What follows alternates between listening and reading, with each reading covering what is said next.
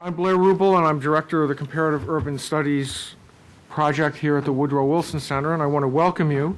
I have a housekeeping announcement, which is to remind people to be sure to turn off all of their electronic communication devices of all kinds, anything that beeps, anything that will play some obscure national anthem when the phone call comes in. I'd like to welcome everyone to the second of four seminars co-sponsored by CUSP, as we call it, here at the Wilson Center, the Rockefeller Foundation, and CHF International. And I will point out that in addition to all of you in the room, we're being webcast, and this event eventually will be archived and available on our website. Several thousand urban specialists and officials and community leaders are going to gather in Rio de Janeiro in March of next year for the 5th World Urban Forum. And the theme of that event is the right to the city. In an effort to try to clarify thinking here in Washington about both the event and the theme, we're pleased to be coming together with the Rockefeller Foundation and our colleagues at CHF International to convene 4 meetings leading up to the Rio Summit. The idea has been in this series to identify themes which will be discussed in Rio, and also aspects of the concept of the right to the city. This is the second meeting, and we're going to have 2 future seminars. On January 7th at 3 p.m., we'll have a seminar examining issues of cultural diversity and identity in cities. And then we'll examine inclusive, sustainable urbanization at 3 p.m. on February 9th. Today's session, as you all know, examines equal access to urban land and shelter.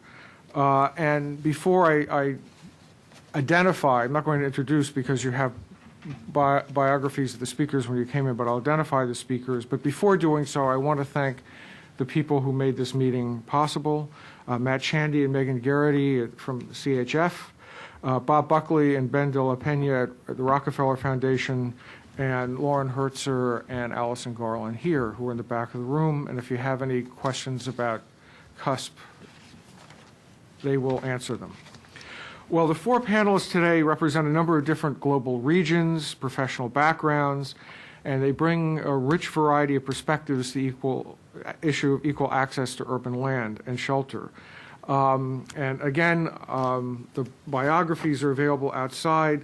Let me just identify each speaker in the order in which he or she will speak. Mohamed El-Sioufi is the head of the shelter branch of UN Habitat, will speak first. Steve Asare Akuffo is the second vice president of the Ghana Housing Finance Association.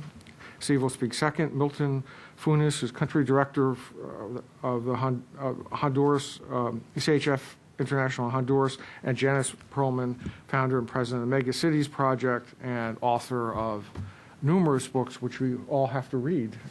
Had to read in graduate school and still have to keep up with. So with that, why don't I just turn the floor over to Mohamed. I think what we're going to do, since pretty much everybody has PowerPoint, we're going to have the speakers move and speak from the computer over to my right.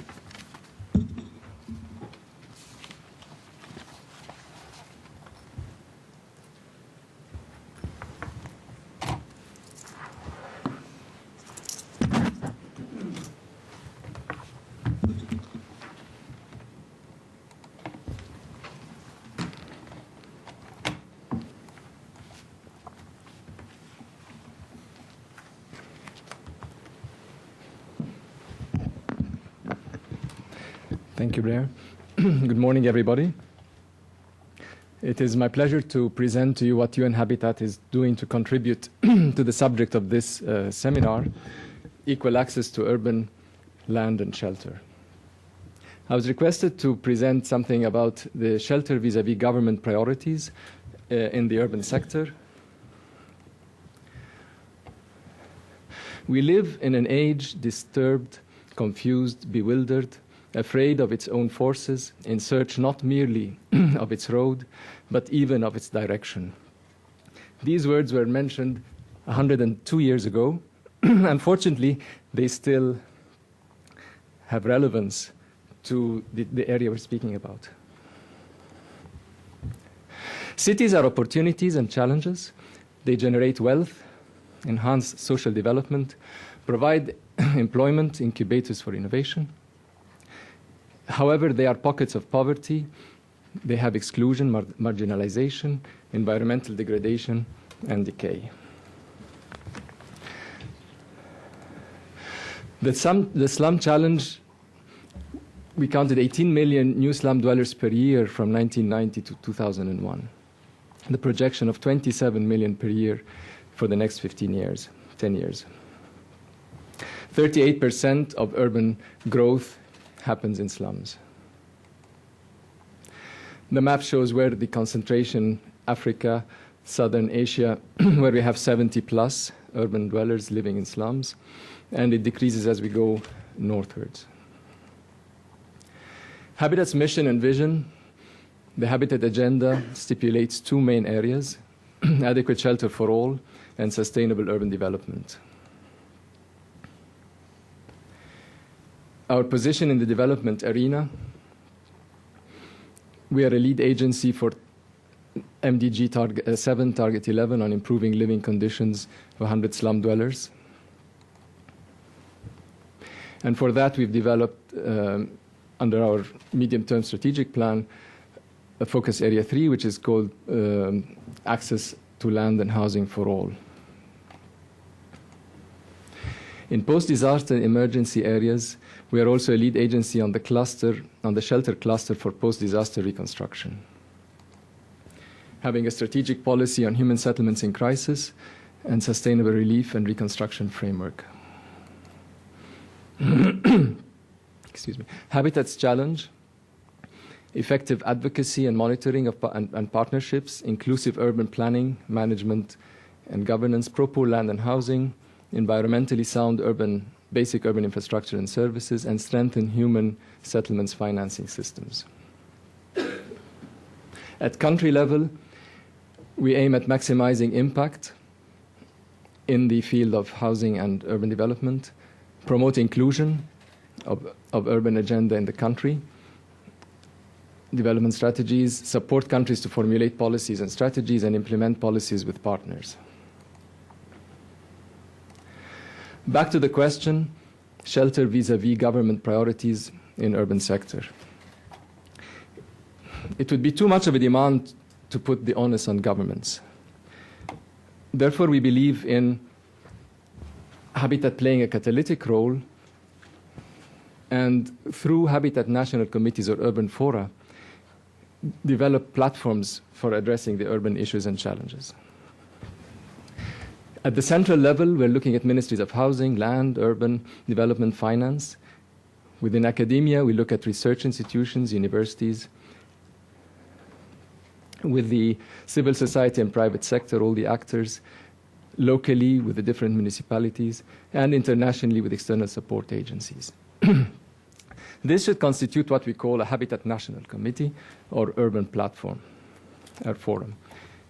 These actors should be working closely together to identify the priorities and address them in a meaningful and concerted way. I would like now to move and talk a bit about our role globally, regionally, and nationally, and I will talk about each one in detail.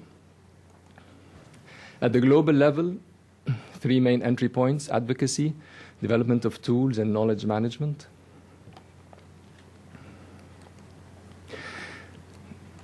On advocacy, we advocate the continuum of ranges of rights, of tenure rights, from the informal, perceived tenure approaches, customary, occupancy, etc., all the way to the more formal, registered freeholds and leases.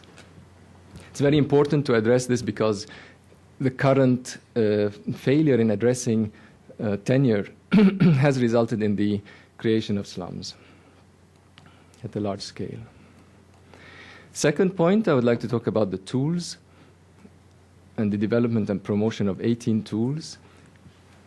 UN Habitat is a Secretariat for a Global Land Tool Network, GLTN, that aims at working with partners to assist member states at global level in implementing systemic change through land policies that are pro-poor, gender-sensitive, and at scale. Excuse me. It's a network of 42 global partners focusing on developing practical land tools, linking policy to implementation, facilitating dialogue across the silos of the different actors, professionals, grassroots, donors, multilateral and bilateral research institutions and universities, rallying resources, financial and partnerships, to work towards a common agenda, and working on urban and rural issues. 5 thematic areas: land rights, records and registration, land use planning, land management, administration, information, land law and enforcement, and land value capture. Within these, under each of these headings, we have 18 tools that have been agreed upon as a need to be addressed and are being developed by the network, the different partners within the network.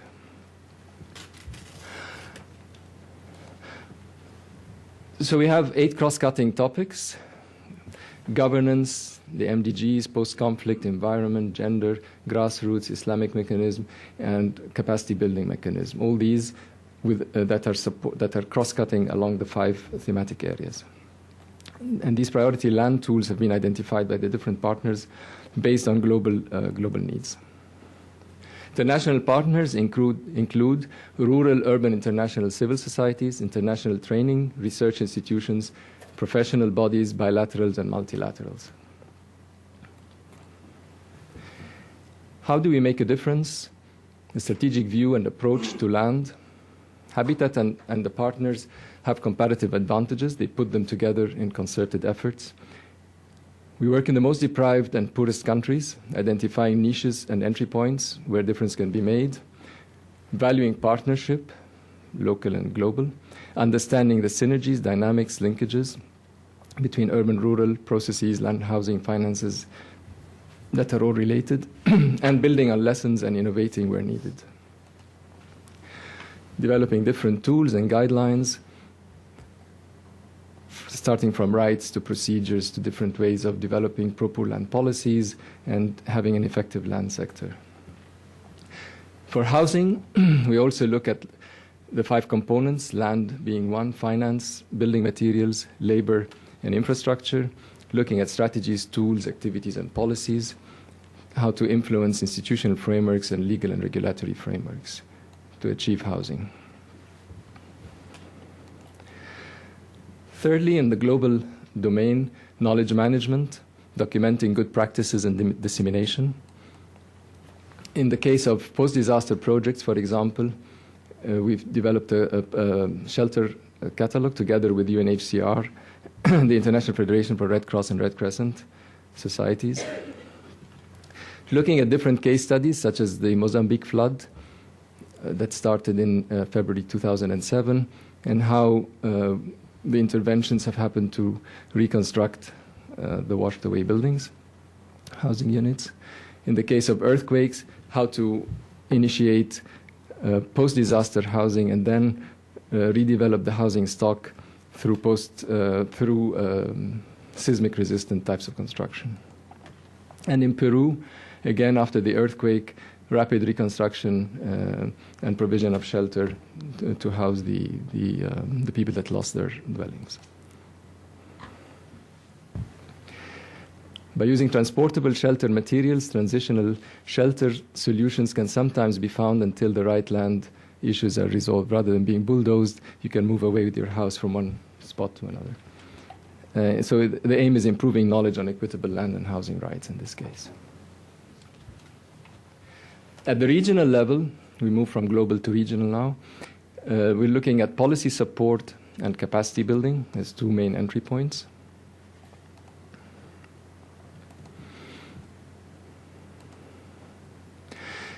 In the case of Africa, looking at regional policy support, so we developed a land policy framework and guideline that was sponsored by the AU, the African Union, the Economic Commission for Africa, and the Africa Development Bank, supported by UN Habitat, both technically and financially. This was adopted by the African ministers in Addis in April 2009 and finally adopted by the heads of states in July 2009. This is very important because it sets the motion and the thinking and changes people's thinking and conviction towards land, how to address land policies in a more equitable way. The second point is quick guides, basically looking at a series of 7 guides that we developed for Asia in this case, looking at urbanization, low-income housing, land, eviction, housing finance, community-based organizations, and rental housing. And these are now being tailored for the case for Africa. Maybe people are interested in what do we do at national level.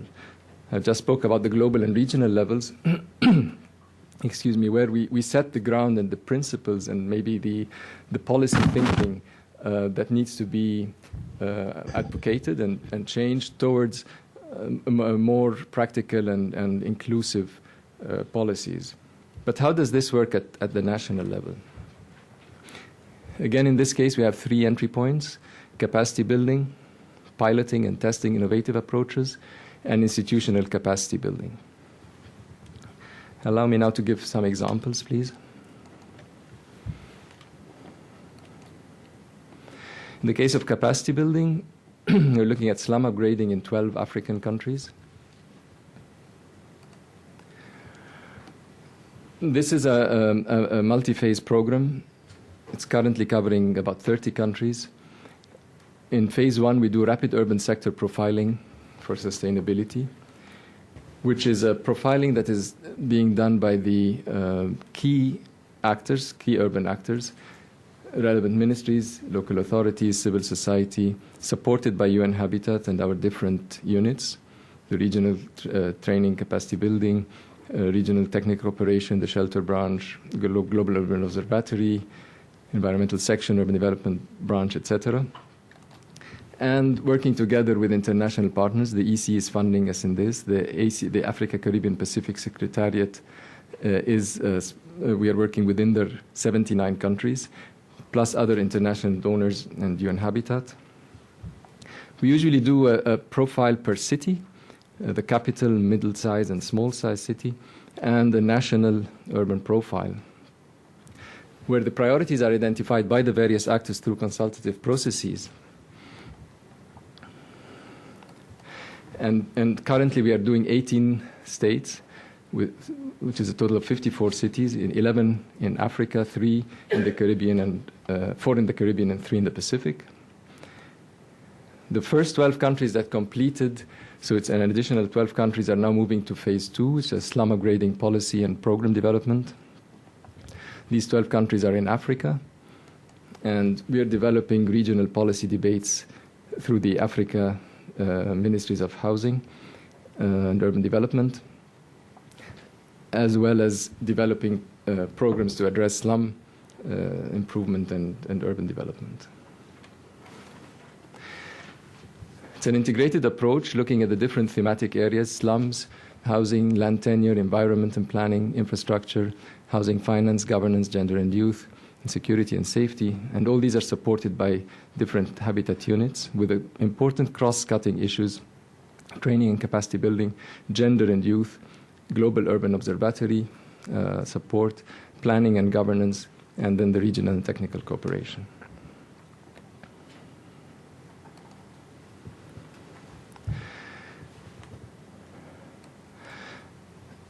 So now we look at piloting and testing innovative approaches. In the case of Ethiopia, social tenure domain model is a new innovative approach addressing tenure. It is one of the important tools that the Global Land Tool Network I mentioned earlier is developing.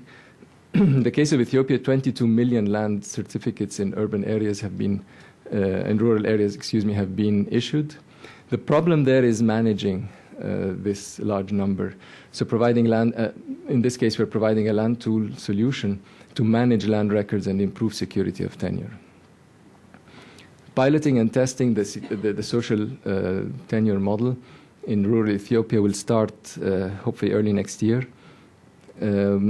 We're working with the Ethiopian government, local agencies, the World Bank, and at, ITC in Holland, undertaking key research to inform policy direction, impact evaluation of the reform on women. So from secure land rights for all as a concept, as an intellectual and binding concept, to land registration in Ethiopia and registering a bit the early impacts on women, and then eventually coming back to an international tool on how to develop pro-poor land policy, processes, a guide, and lessons.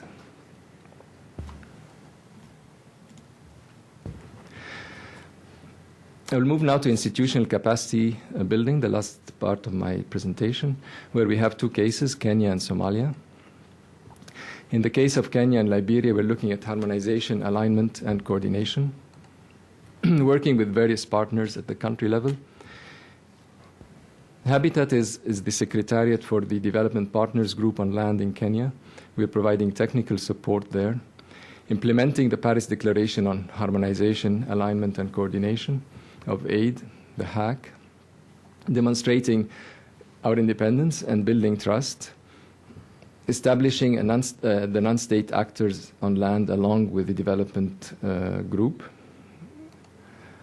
mobilizing the efforts and resources and partners around the Kenyan land policy development process, and similar process will be undertaken in Liberia, excuse me. So we see that we are also doing it in a stable country like Kenya, but also in a post-conflict country like Liberia. So the different contexts are very important because the tools have to be tailored accordingly in the different, according to the different situations that we have. In this case, the development partners were most of the international donors that are supporting land in Kenya, including Japan, Sweden, US, and the UK. Sweden funding the habitat staffing for Kenya. NGOs were involved in the landowners groups. Again, the institutional harmonization process in the Kenyan land sector became a case study, and from that we moved to a more global tool, how to establish an effective land sector at country level.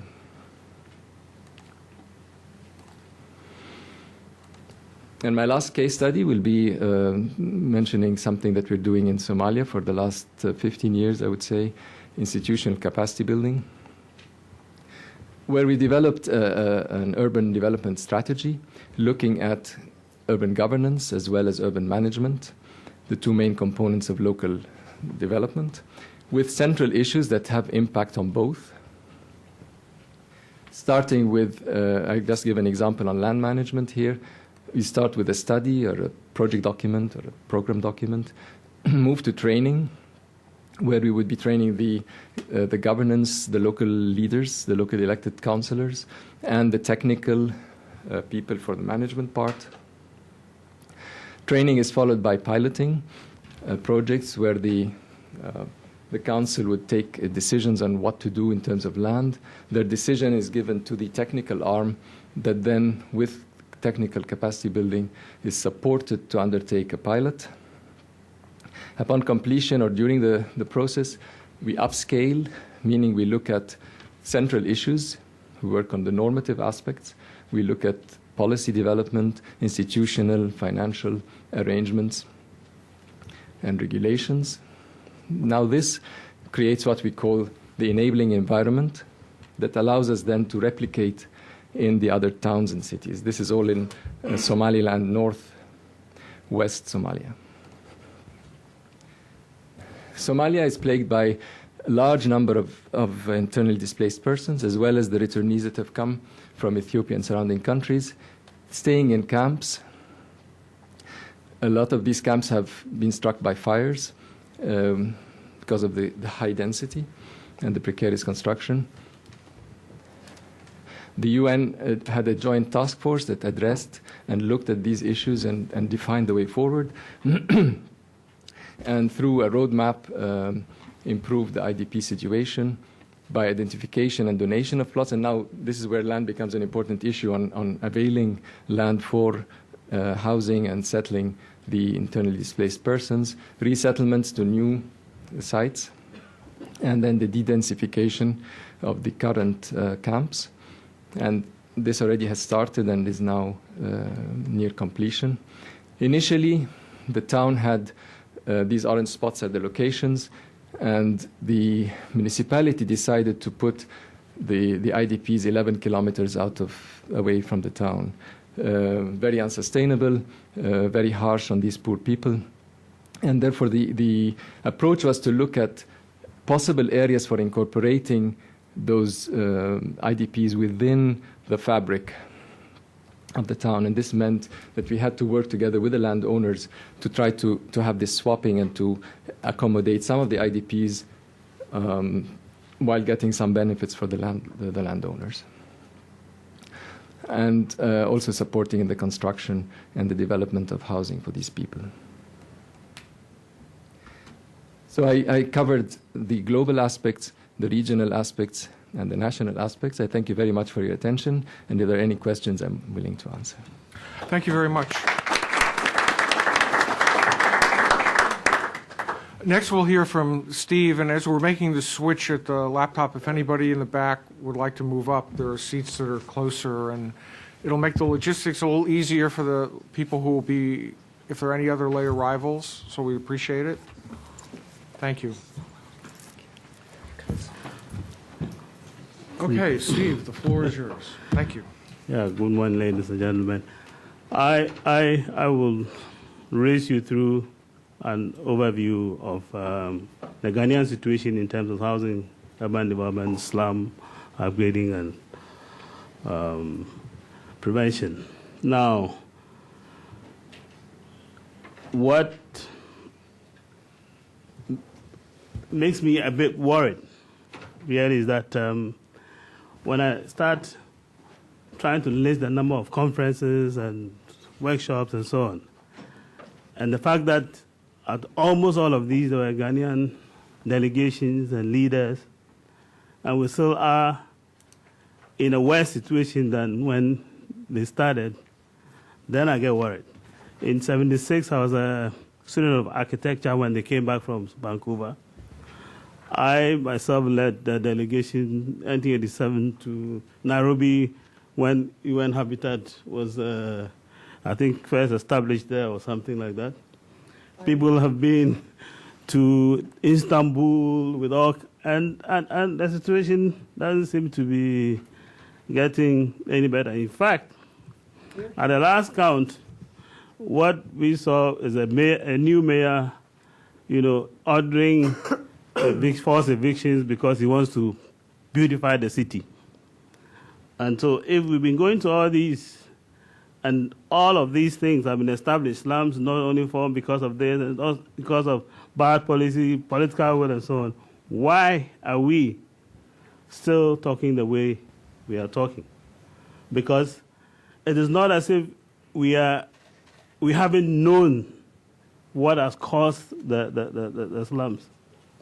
We know it's failure of policies. And yet, we continue to hold these very nice and well-attended meetings, and then they come back, and we are where we are. Ghana has a very long history of planning. In fact, we started planning before the Soviet Union. Gordon Guggisberg, in 1919, brought the first 10-year development plan for the Gold Coast, and which included various settlement planning and so on and so forth. We are told that in 1945, in Africa, we had the first town planning advisor brought in to put in the planning laws and everything. And yet today, we still don't have any city or town working. At independence, we had gone through quite a number of development plans. Then we had the Nkrumah era also come up with very nice development plans, the 7-year development plan and so on. Guggisberg laid a foundation. Nkrumah virtually put what a lot of the infrastructure we have now together. After 66, we had a series of governments, but we had 7 different governments within 15 years. And then all kinds of deterioration happened. And in 84, we started the economic recovery program. The economy and the politics stabilized. We started doing some urban infilling and redevelopment.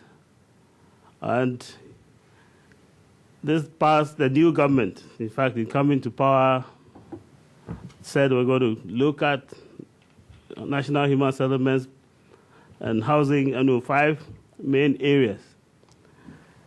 Within 10 months of being in power, there's already talk of decongesting the city. And most of the time when decongestion of the cities are talked about, is getting rid of the hawkers and then getting rid of illegal structures and so on. We noticed that over all these years, really, there hasn't been any serious national human settlements policy. In the 1994 census, Ghana was supposed to have about 48,000 settlements spread around. Last year, another presentation by the National Development Planning Commission said that we are now over 90,000 settlements. There's no guidance as to how settlements get formed, what hierarchy of settlements that we are talking about, what cities are prime and what cities are supporting the main cities, which are the secondary cities. I mean, it's almost like a laissez-faire, things just happen on a very ad hoc basis.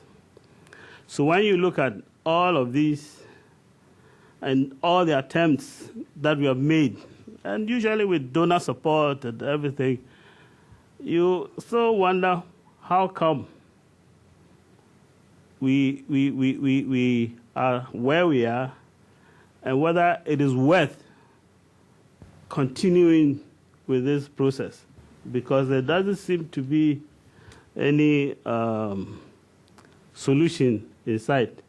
Even though I know the last time the World Bank talked to us, they said they had spent $300 million on urban projects in Ghana. And I was wondering where the money went, because you check and there's all little projects all over the place. And we seem to be where we are. Indeed, there hasn't been any formal national housing or shelter policy adopted. We've had, areas in which the UN Habitat came in. We did a national action plan in 1993. The World Bank came in. We did a couple of urban projects. And in the last effort, which was 2005, there was a whole big conference to kick it off. And this is 2009, and there's still no policy that has been approved by government or gone into parliament. So we have, as of now, about 95% of the housing stock has been built by individuals themselves. And this includes all the shacks and the mud houses and so on. And government, with all its effort, has not built more than 5% of the housing stock. Neither has the private real estate developers.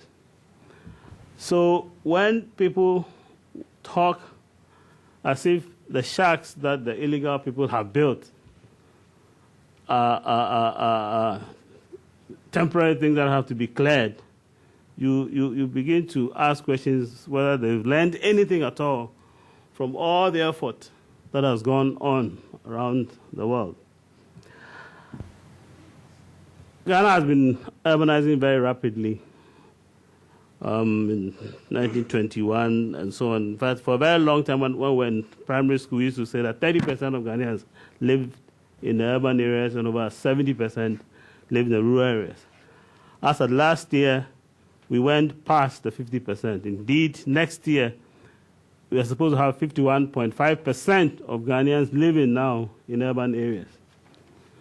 And it is not as if these are urban areas that you can say that have been properly planned, but they are urban areas growing by themselves and then by chance.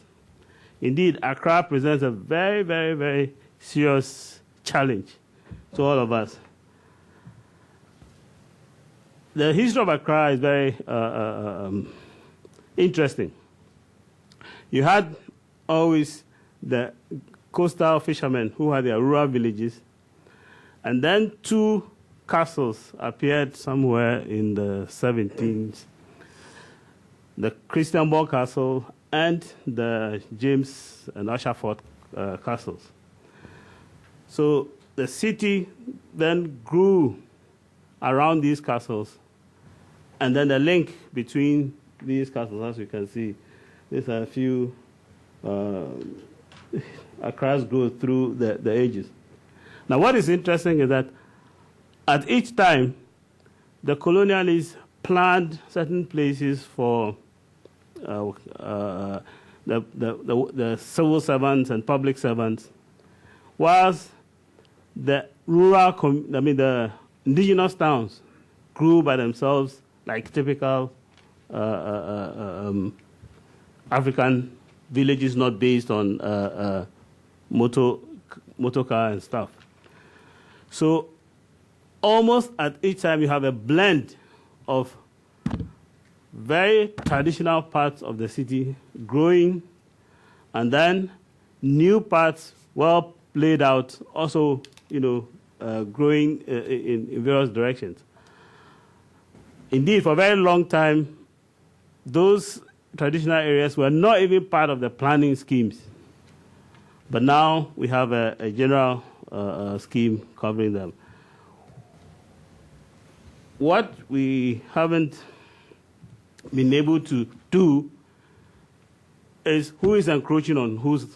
Is it the slum now that's encroaching on the planned part of the city, or is the planned part of the city encroaching on the slums? Because they own their land, they've been living there, and you have been buying their farmlands and then planning the city along. So I believe that in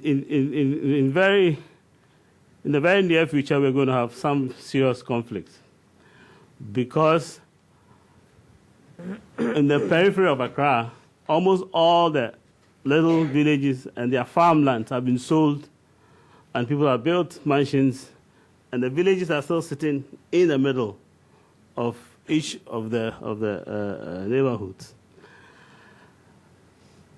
The first town plan that Accra had was at independence in 1958, and they did do a few of some detailed master planning and so on. But even back then in 1958, we still had some areas that they are declared as slums and informal settlements, which they intended to resettle. Then Nkrumah brought in Doxiadis, the Greek acoustics guru, who came to plan Tema, the new city. And in doing so, they tried to put some concept of Accra and Tema becoming one metropolitan area in future. Doxiadis had quite a number of nice concepts, that he were valid at the time. But since the plan was aborted after the 1966 coup, we really haven't seen much of that kind of planning in Ghana. Temado has been growing along those the grades, so I guess Tema is not as bad. But just near Tema is a shaman. The workers who came to build Tema formed their own township and so on, and that has also become a major issue. The last one we had was the UNDP, the Habitat-supported Accra Structure Plan, in 1992. Unfortunately, that was also they had 5 volumes of report and just one plan, one map of this indicative things, and definitely that didn't work for anybody. So at the moment, Accra is growing more by chance than by design, really without any vision. And there are quite some, I think it was a shocking World Bank satellite picture that they showed. Now, on the left, was Accra taken on 6 March 1985. And then the right, 4th February 2000, just in the space of 15 years. This is the kind of explosion that we've had in Accra. And from the census reports, there were areas that had no houses, in 84, and by 2000, there were several thousands of houses. And I don't know if this is so learning from the kind of meetings and so on that we've been attending. Because really, I believe that we are not making a lot of impact in working. The places where I know the cities are still in the same laissez-faire, growing with everybody doing his own thing. City mayors struggling all over the place to try and prevent, these things. But either these ladies can't read, or they are prepared to pay the fine. So definitely we need some kind of structured approach to urban development. And I know there are several players here, in Ghana. Still, everybody's there. I can't see which donor agency or bilateral agency or NGO that's not there. But somehow or other, it's not working. There have been some attempts recently to, especially the old colonial areas where there were bungalows sitting on 1 acre of land. So they've been sold off, and we are doing some redevelopment and infilling and so on in the already planned parts of Accra. But there are areas, for example, Osu, I don't know, Matthew, you saw Osu. 205, I took this picture, and there was nothing here. By 206, somebody was building a 9-story structure with very little parking in the same corner. Nobody stopped them. And now you come there, and there's this huge, nice glass structure. And Osu is full of interesting things. People are investing there, but the investment doesn't seem to, respect any land use. I mean, there are no pavements to walk on, and they're spending their money. And that means that there's money in the system if it is organized to be spent well. But if it's not organized, they will continue to build, and they'll build what they want. So even though this street, they call it Oxford Street, started as a reaction from the town center itself getting so congested that people didn't want to go there to shop. So Osu came in almost like a substitute, a new emerging area. If we continue the way we are going, Osu will also get choked. And then nobody can shop there. Probably will have to go for another place.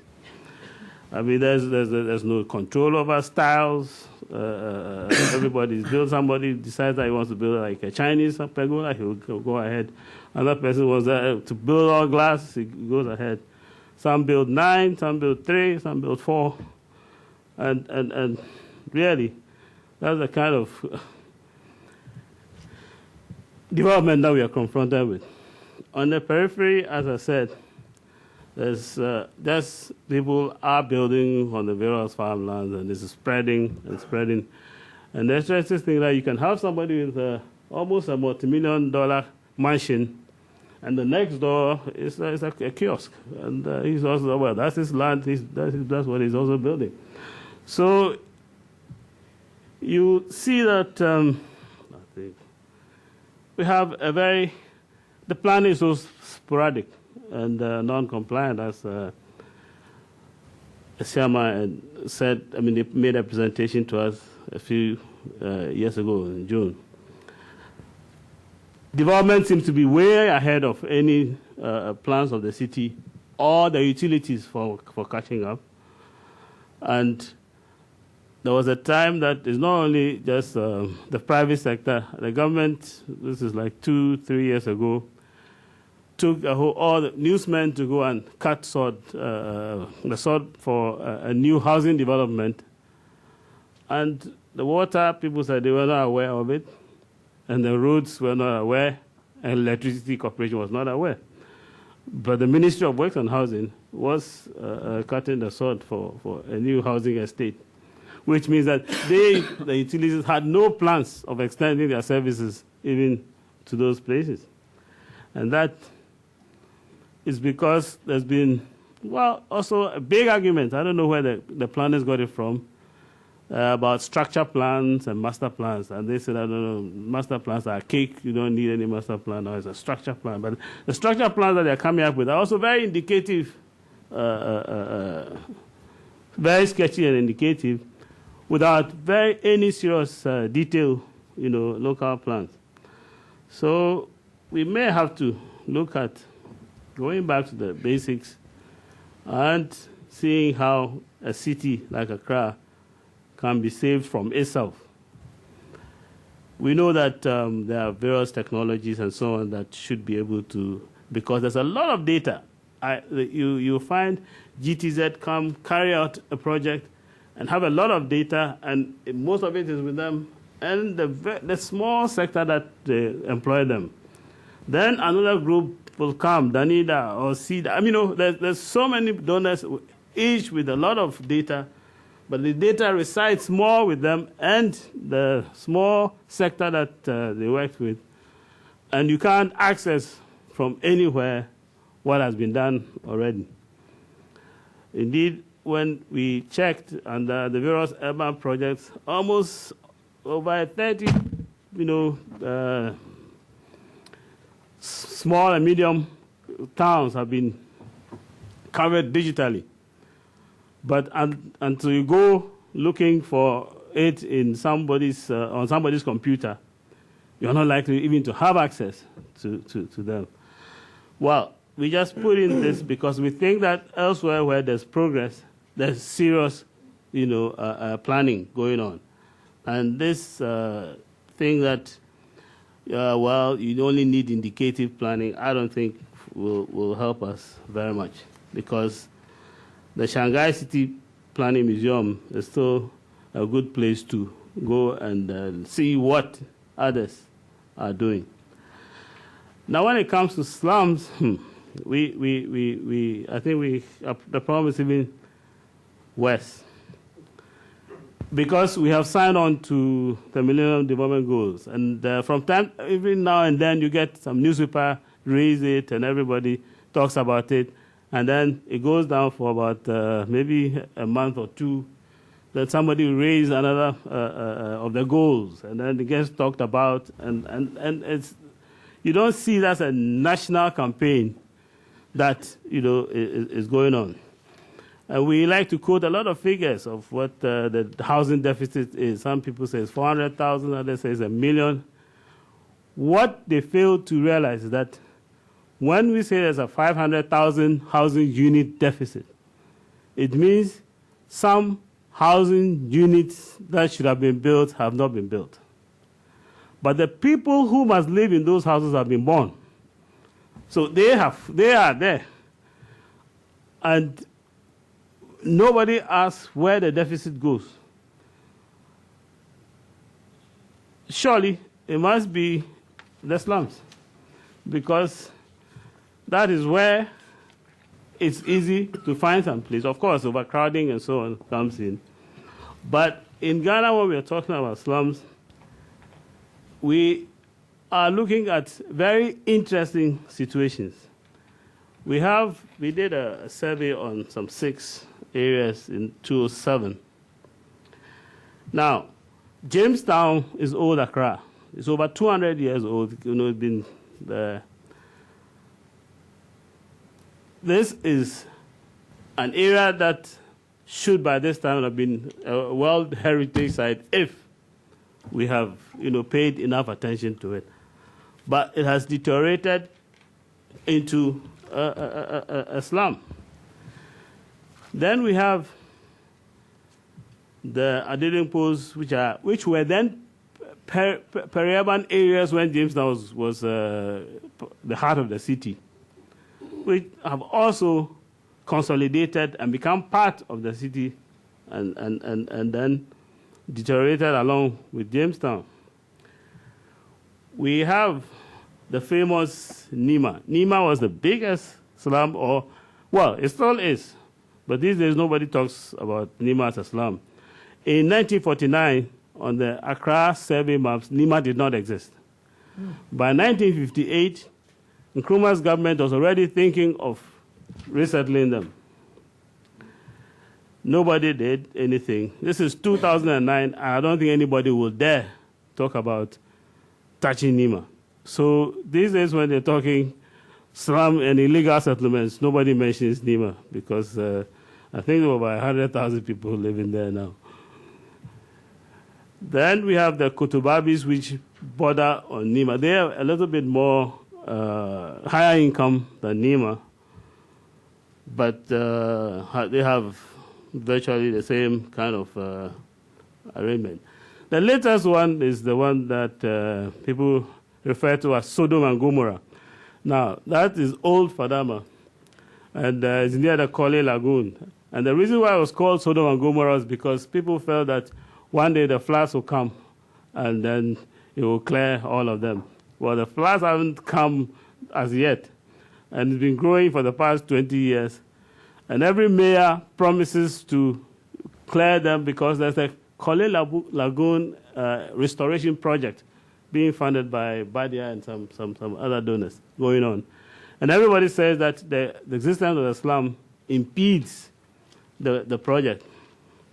I have my doubts about it because the pollution is coming way from the north of Accra into that Kole. But there have been attempts to get rid of them. Then there have been attempts to resettle them. And now the press has played them as such criminals and so on that the chiefs, the landowners that agreed to receive them have refused to allow them to come. And the government is also threatening to get rid of them. So there's a whole lot of confusion. In fact, when we went to do our last survey, they were very angry that we keep coming to them, asking them silly questions about what they do with their lives, how they make their money, where they have their bath, and so on. And then when we finish, we just do nothing for them. Another group will come and ask them the same questions. How much do you save in a month? And so on and so forth. And I think that we really are letting them down if we are going to continue along these lines. These are the same problems that have been identified in terms of water, sanitation, secure tenure, and so on. And they also suffer from lack of clarity of government policy as to whether they are going, they are leaving, somebody's coming to upgrade them and or help them with upgrading and so on. Just going through the characteristics of these areas. Now, at the last trip to Nairobi, I think the 21st council meeting, yeah, there was a very nice interactive CD that I took home. Had everything there that has a lot of solutions. And I believe that the ministers who came along also took some of them home. I'm yet to see anything or any pronouncement in that direction. We did assist in trying to bring some of these things up through advocacy, but it's been very difficult because the upgrading is not being seen in the same light as, I mean, I shouldn't be preaching to you. You know what it's supposed to be. I mean, you know what effort you have put in all these years. But my real question is, when our political leaders and even technocrats come to these meetings, what do they take back home, you know, to change policy? And that is something that we are not seeing. So there is a new opportunity for well, let's say we call ourselves professionals of the built environment, to try and see if we can use advocacy to change government policy. And one of the things that we realized that maybe we are not also showing government enough. So I was very impressed the last time that Matthew was there in Accra, and he made these presentations about what they're doing with some of the slums. Now, if politicians know that you can still, you know, take the same amount of land, re-engineer it, use some for more commercial activities, and still be able to take care of the needs of the slum dwellers, maybe we will be getting somewhere. And Matthew, this we had to borrow from you, because as an architect, I see that maybe we should be showing the leaders more of the solutions and the kind of designs and things that are possible. I mean, what we can do with the people, because when the people buy into it, they are more likely to be participants, active participants about their future, than when we just go preaching to them.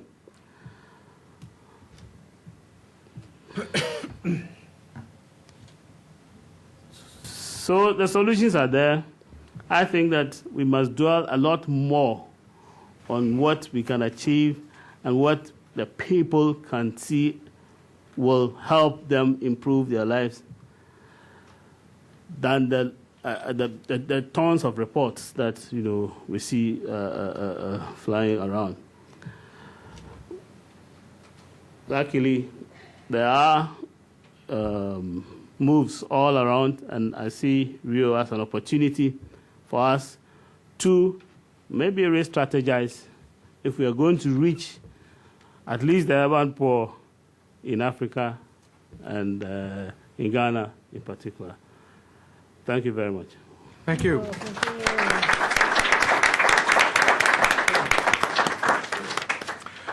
Okay, Milton. Hello. Hello. Okay. Since I don't have a PowerPoint presentation, you're going to be forced to look at me for the next 20 minutes. Thank you, everybody, for being here today. When I was asked to attend this seminar, I looked at the title of the seminar and reflect a little bit about what it's all about. And equal access to shelter means the right of every person to be treated fairly and accorded the right to enter and use shelter. And I was thinking to myself, how can we get to this goal when in many places, and I'm going to be talking about Latin America because it's the area of expertise, most of our governments can barely supply other human rights such as health and education. So shelter, another need that we have. So can we afford this? Are we setting ourselves a very high goal? So I think we need to take care of how we address this issue, because we might get frustrated since there's a lot of resources and willingness that had to be together in order to accomplish an equal access to shelter worldwide. But in our experience at CHF for the past decades, reconstruction after disasters, both natural disasters and human-made disasters, have drawn some important lessons. in the shelter sector, as a sudden demand for land, services, and housing needed to be addressed. And this is what I'm going to be sharing with you today, based on our experiences in Central America and South America, and how we somehow have geared our efforts toward providing access to shelter to the poor and the low-income families. First of all, if you saw the program, I was asked to talk about what we call a transitional shelter. And what's a transitional shelter? You may have heard about this in different ways, different names. Some people call them progressive house, starter homes, core houses that are located in decent urbanized areas when land is legalized and where basic services are provided. Probably not all the services, but there's a way to provide services within a certain period of time. So the progressive house will grow through a step-by-step process. And this is what we see, when we go to any city in the world and we get to a mature barrio, neighborhood, we're going to be amazed of the houses that we see. And you ask yourself, well, was these people poor at any time? How can they build such a big houses? And the response is that, and after digging in and study the process, this is a process that takes 10, 15 years, and it's been done in a natural way. So what we have taken from that, what we have learned, is that taking this natural growth and trying to bring means and tools that foster that growth in a faster way and a more sustainable way. So the first example I'm going to bring in is Honduras. Honduras was hit in 1998 by Hurricane Mitch, came across Central America. Nearly 10,000 people died, and nearly 70,000 houses were severely damaged or destroyed. So there was a sudden need for housing in the country. And at that time, there were several factors that really helped Honduras to come up with a strategy that will result into a solution for those families in need.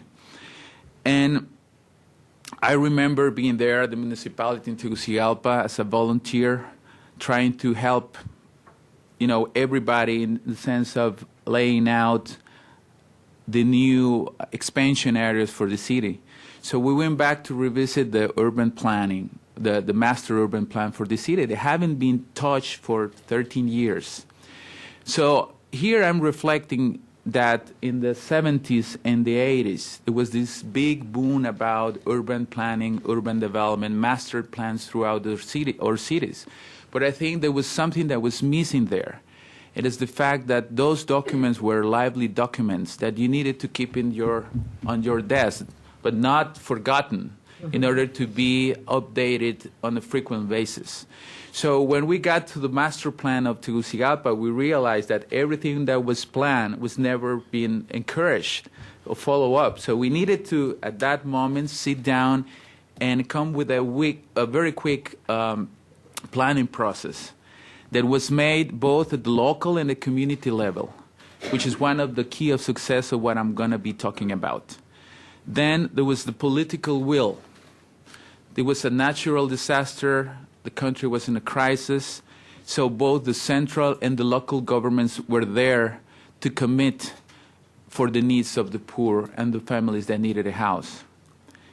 Another piece of the puzzle that was there that might not be there for a long time in any of our countries is the financial resources. Since the international community came up with a lot of resources to rebuild the country.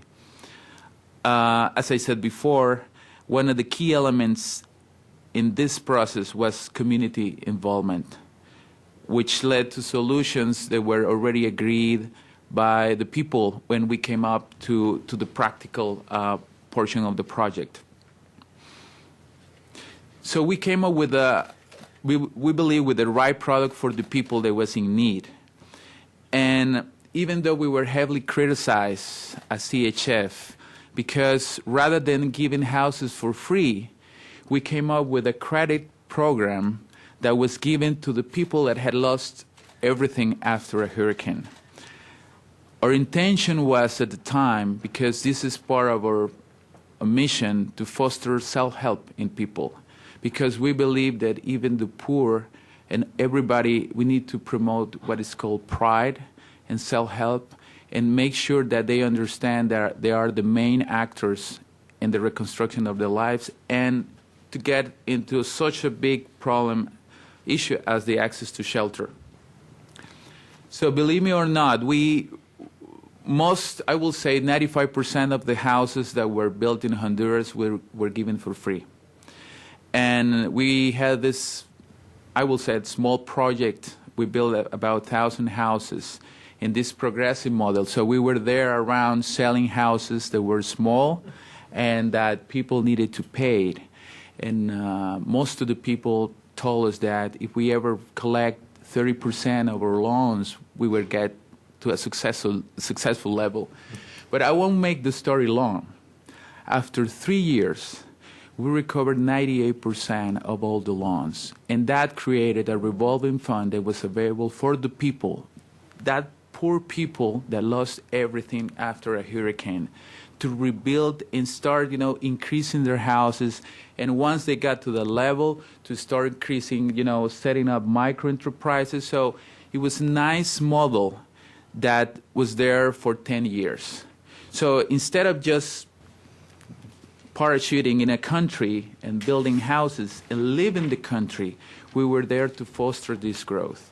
And believe me or not, most of the mayors at the time were really grateful because of this approach, because they were facing a huge challenge when they came back to the communities where houses were given for free to collect money for water or garbage collection. So that really told us something about addressing the need of the low income and poor families after a disaster. At the same time, in Colombia, we've been facing the IDPs problem. Since 1985, between 1.8 to 3 million IDPs movements have been taking place in Colombia, making Colombia the third largest IDP population in the world. So here we came again with an even higher challenge, because as you know, IDPs are forced to leave their areas to move to another area of the country, and all of a sudden they have no livelihoods, they have no sort of income, they are rejected by the communities where they're enter, because in Colombia they believe there are guerrillas, and so we have the challenge of having people with no employment, and we needed to restore their livelihoods in order to get them through the shelter process. So what we did here, we designed like a menu of options where we could guide all these people through either training, job insertion processes, business planning, seed grants for small businesses. And later on, once they restore their livelihoods and their income, we guide them through the shelter process. We had in parallel a more modest shelter than the one that was built in Honduras. The one in Honduras was built with solid materials, but here, since the issue was bigger, there were thousands of families every day moving into new cities, we came up with the same model of a transitional shelter made of more light materials, such as wooden frame, metal roofing, and plastic sheeting around. But even though for them, there was a house. They needed to keep the family together. And through this process of a menu of options, we could, at the end, provide them with the shelter that they needed based on their capacity to pay. So we had in Colombia the challenge of rebuilding first livelihoods and later on bringing into the shelter solution. Again, one of the key themes for success in this process was to take into account the people's will. and how they wanted to have the shelter. And we have, as in Honduras, the other pieces. You know, we had the planning, we have the political will, and we had some financial resources. I would say, you know, the problem is so big that there's never enough. But again, through a microfinance mechanism, we could provide sustainability to what we have done for the past 6 years, and that we continue doing it. Now, you know, this program is transferred to local MFIs, so they have clients that have proved their capacity to pay. So we have reached some level of sustainability in this sense. And later, well, everything has happened over the past 10 years. We were asked to address the problem of shelter and housing in a poor department of Peru, in Cajamarca. And again, we arrived with these experiences. It came down to sit down with the community and ask them what they want and how big they wanted their house, how much they could afford to pay, because we knew that resources were limited again. So Cajamarca is one of the poorest departments of Peru, and we needed to come up with a financial mechanism to support new housing and housing improvement for the working poor. We developed this tool. We did a survey. We talked with about 5%. The sample was about 5% of the entire population. We came up with all this data that we crossed to come up with a product, a financial product that fit within the people's willingness and capacity to pay. Once we got the product and the data, we did the focus groups. We invited people just to confirm whatever results we got from the survey in order to, before launching the program, to make sure that we did the things the right way. So we set up the goals for this financial mechanism, and we set up the goals in order to get sustainability within a time frame. We as EHF, our mission was there to put the pieces together, but at the end, to leave locals to manage such a project. After 4 years of implementation, the project has reached sustainability. The project is been managed for the past 2 years by locals, Cajamarcans. We step out. I'm a member of the board, but I just get them, you know, through internet once in a while to see how things are going.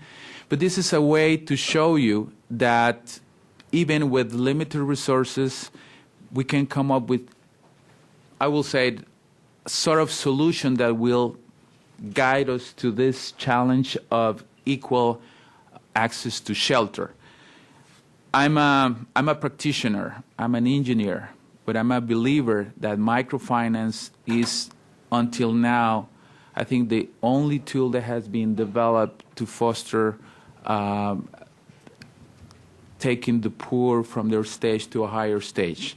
So if we could mix housing with microfinance with housing in a way as now commercial banks are doing microfinance, I think we will be providing more opportunities for the poor to access finance and ways to access to shelter. I don't know if you remember a few years ago, microfinance was not in the heads of the big banks. Mm-hmm. Commercial banks were reluctant. They said, we don't want to work with the poor. They don't pay. But what's happening now is completely opposite side. I remember we had doors closed in our faces when we came up with this idea of bring our experience to the commercial banks. But now they are desperate to get our expertise, which is we are willing to share it because we believe this is the way that we're going to provide more opportunities for the poor. But I'm thinking that if we could do the same for housing finance with the commercial banks, including the contractors, the land developers, I think we will make a huge step towards equal access to shelter. And before I get to the conclusions, I just want to tell you a story of something that happened in Honduras. We closed our credit program 3 years ago. We closed it because CHF introduced microfinance in Honduras when nobody was doing microfinance 25 years ago. So now there are a lot of commercial banks, there are MFIs, they're well established. So our intention was not to compete, it was just to share the knowledge of microfinance. But before we closed the program, I visited some of our clients. And one of the clients that I visited, I remember very well, was a single mom, a market vendor, that 10 years ago came to CHF, asked for a $100 loan to hook up the water and have a toilet in their house. And I remember very well because I was there to assist her, trying to help her, to make the right connections to the house. And later on, I forgot about her. I traveled to Peru, but I was then, by fortune, getting back to that woman's house. It was very difficult to me to recognize the house, and even the woman. Well, she was older, and the kids went through school, were getting to the university. But what impresses me is that the house, was a very nice house. With the barrio that at the time had a few services, now we have all the services. But what really impressed me that in the backyard, she had built like an apartment building. So she had a 2 stories building, and she had like 4 rooms for rent. So I asked her, how do you do this? And she was very honest, through your loans. Mm-hmm. I mean, I took the first loan, a second loan, a third loan, and it took her 10 years to get there. But she got there, okay, through these small loans, step by step. So here is pretty much what I would like to come up with. There are ways in which we can help the poor and the low income, the working poor and the low income families to have access to a decent shelter. And I think that for us, we've been fortunate to have all these pieces together to get to that level. And it hasn't really been that difficult. It hasn't really been taking years to come up with a solution that is somehow sustainable, which is the major challenge today.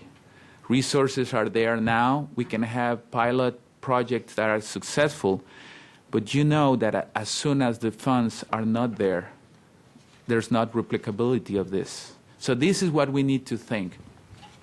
So just to arrive to the conclusions based on our experience, I think we need to make communities part of the planning process, to draw ideas and to make them realize that they are the most important actor in the process. Let's forget about the top-down processes.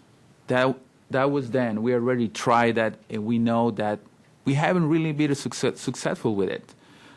Community participation is a key factor to success in this approach. Any steps towards equal access to shelter should be based on a strong and honest partnership between governments, private sector, and communities. And when I talk about private sector, I talk about banks and land developers. We need to recognize that there is an inadequate capacity of most commercial banks and financial institutions to address the working poor need related to housing and shelter. So this is a task that we have to work on. There's still a lot of gaps. There's still a lot of misunderstanding about how to address. And guess what? There's a business behind it. As now they are doing microfinance, it should be a business for them in social housing. And finally, this is something that we often forget. And I think in the experience that I have had through our work at CHF has been key to success, is that we need to build up the essence of ownership for the people. We can just not build everything without any cost. Mm-hmm. Empowerment and ownership is a matter that will make any approach a successful one and a sustainable one. So this is what I have to tell you today. And as I said before, everything that I have talked is based on our experiences. I'm sure there's a lot more to, as the housing is progressive, this is a model. I think this model can be adjusted. It can be improved. But again, I think we need to come up with all these factors together in order to make it successful. And by listening to my predecessors, Mohamed was talking about the IDPs in Somalia. And, you know, we've been working in Colombia for a long time with IDPs providing. So there's a lot of room for collaboration south to south. Ghana's cases is not much different than Latin American cases as well. So when it comes with the house and the needs for shelter for the poor, we need to understand that probably the issues are the same with different colors and contexts. So thank you very much. Thank you. As we turn the floor over to Janice, I want to say that since we got started a little late, the meeting will run until 11:15, but we are going to have to wrap up at 11:15, so we'll want to have some time for questions after Janet's presentation. Let's see. We're getting close. Yeah. I'll be quick. There. Okay. So let me see. Can I stand up? Maybe stick the microphone. Yeah. Can I, if I put it Well, like this? actually, it's not going to work because we're webcasting it, so we really do need to use Oh, okay. the mics. So, can I Do hold? we have a handheld microphone? This will work better because then we'll know that the webcast will be picking it up. Can I speak until I get it, or we want to get everything on me? We want to get everything. Thank you. Can you hear me? Yes. Great.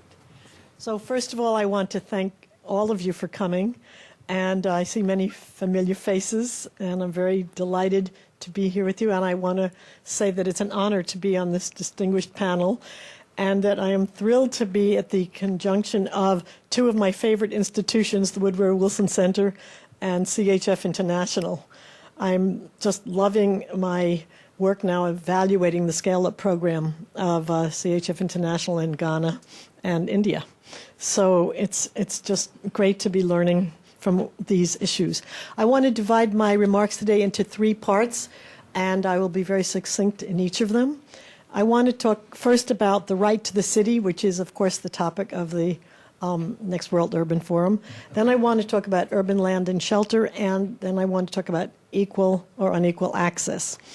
And I'm going to base these remarks on 40 years of research that I have done in the favelas of Rio de Janeiro.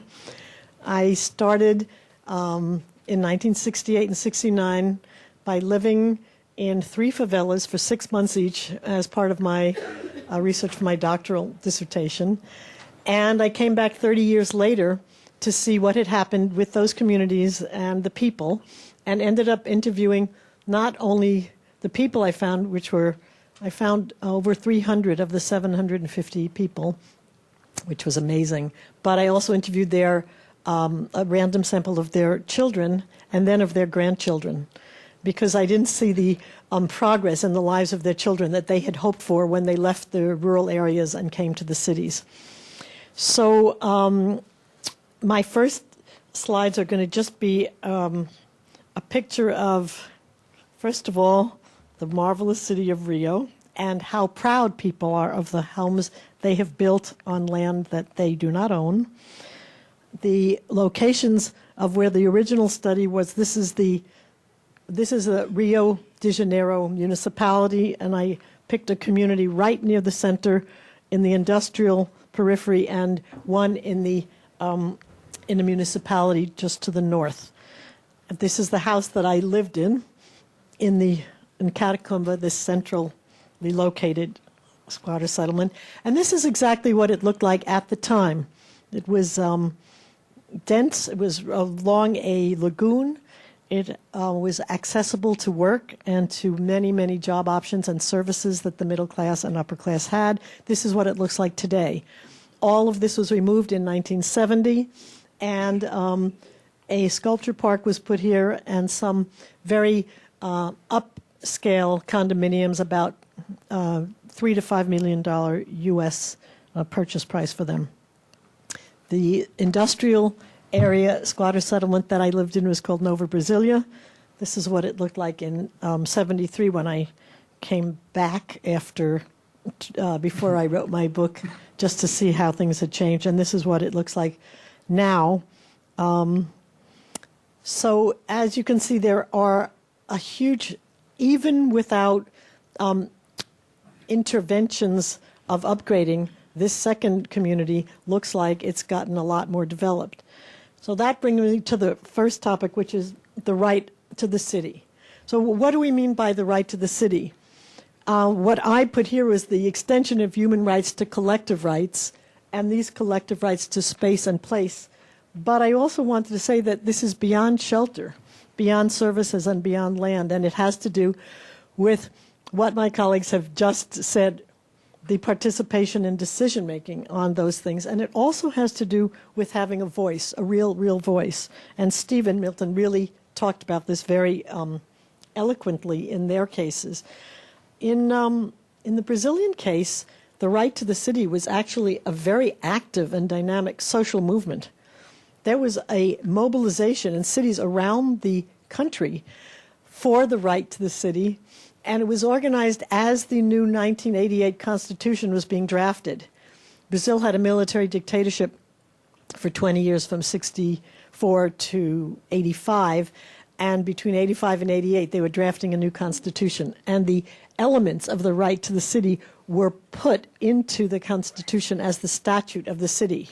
And they mandated participation in local planning, and they mandated voice. And this was a very, very interesting point, because the question was, the city for who?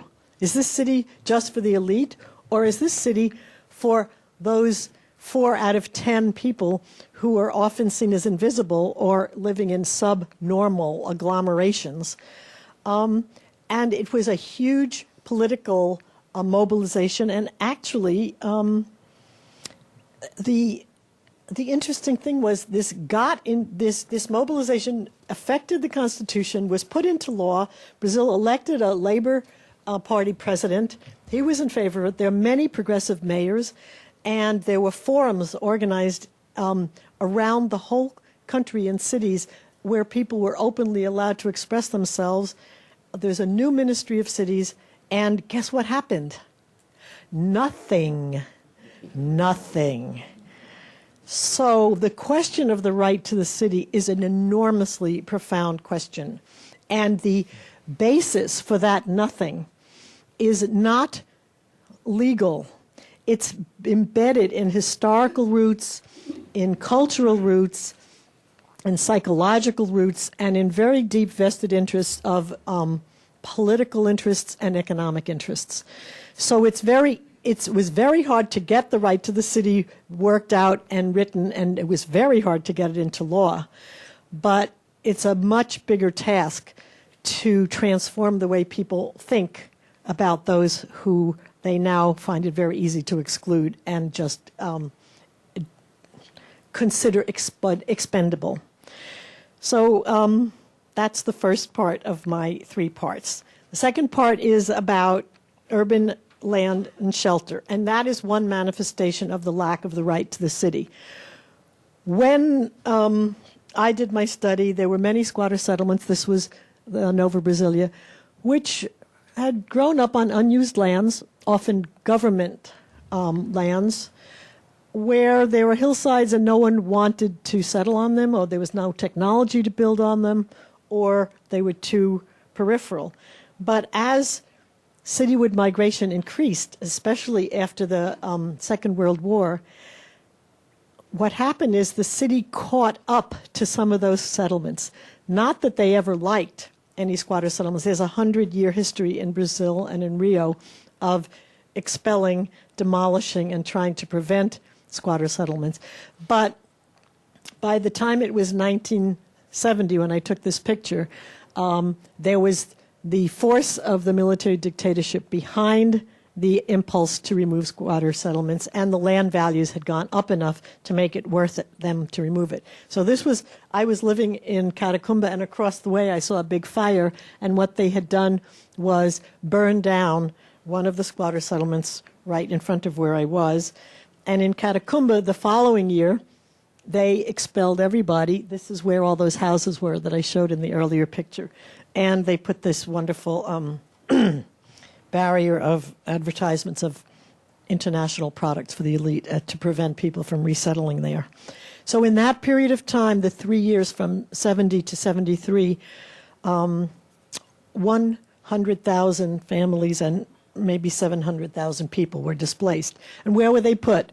They were put, as many of you have mentioned, in very distant public housing projects where the cost of transportation to their previous jobs was approximately a quarter of the family income.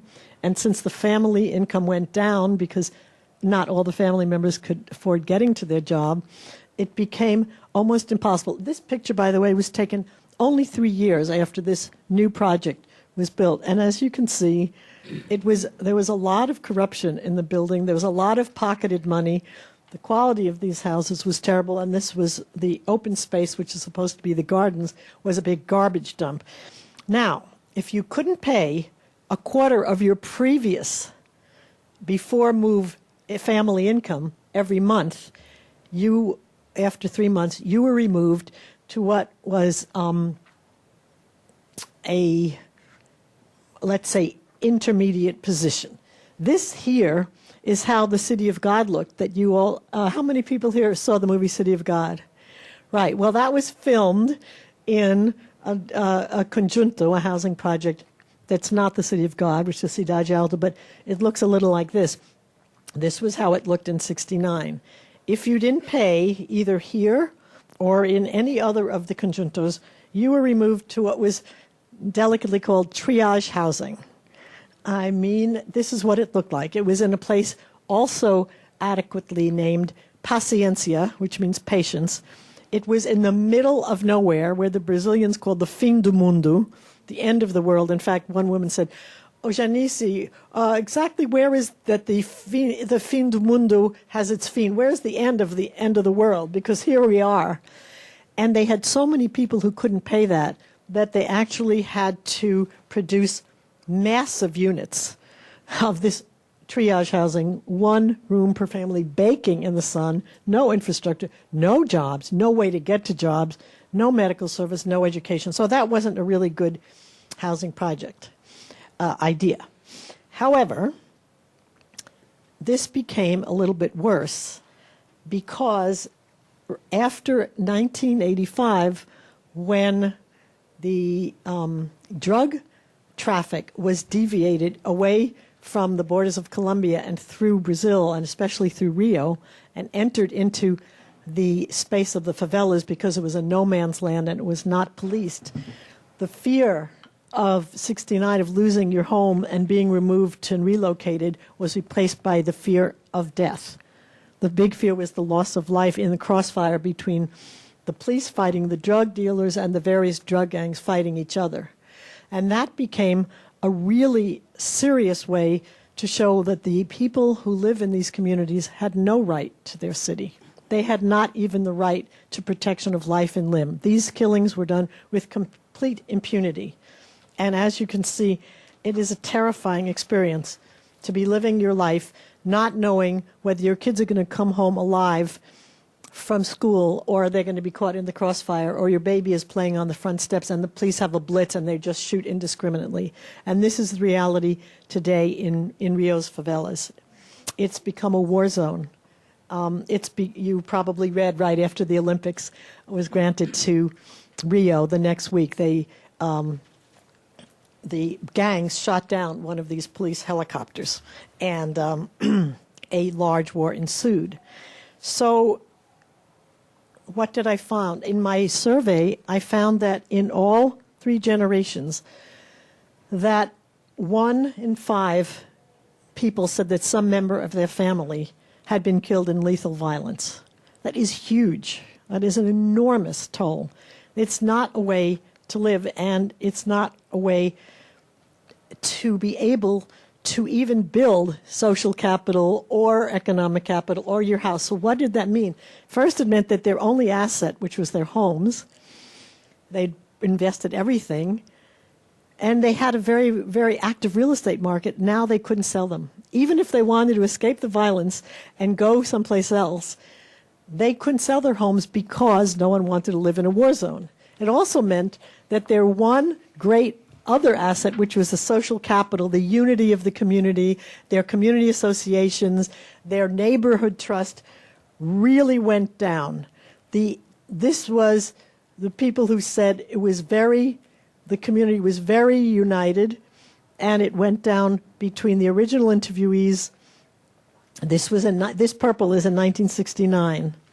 This was a very united community, and this was a lack of unity. And by the time it was 2001, it was almost all lack of unity. That is totally due to the lack of state protection for the life and limb of people in these communities. So it was very interesting because that also happened to anyone who was poor, even if they got out of a favela. I found out that people did not stay necessarily in favelas or squatter settlements. In fact, by the time I came back 30 years later, 37% of the original people I found them in favelas, 25% in public housing, and about a third in poor, peripheral, but legal neighborhoods. And by the time it was their grandchildren's generation, about half of them were living in these poor, peripheral neighborhoods. Later on, I will show you that that did not mean they were homeowners or renters in those poor, peripheral neighborhoods, but they were in those neighborhoods. So something good happened. The living conditions really improved, and the housing materials improved tremendously. This means that your house was built of a brick or permanent materials. So this was the original interviewees right here. This is their children. This is them again in 2001. This is their children and their grandchildren. So almost over 90% had brick houses. Over 90% had bathrooms in the houses, had access to electricity, and many other services with or without the government program called Favela Bairro, which was an enormous and ambitious squatter upgrading program supported by the Inter-American Development Bank, the national government of Rio, and the city government. This was people's own initiatives. However, land tenure, which had been an enormous issue when I was there and was the major policy point of my book, The Myth of Marginality, became a non-issue. Became a non-issue because once there were political parties competing for votes, and 4 out of every 10 voters was living in an irregular settlement, you couldn't get any politician to be in favor of eradication. So they got de facto tenure, even though it wasn't de jure tenure, and they didn't really need to pay EPT with land taxes, and they could still sell their houses, and they didn't really want to use their homes as collateral. So this is part of what really changed over those 3 years, and this gets to my part 3, which was equal access and unequal access.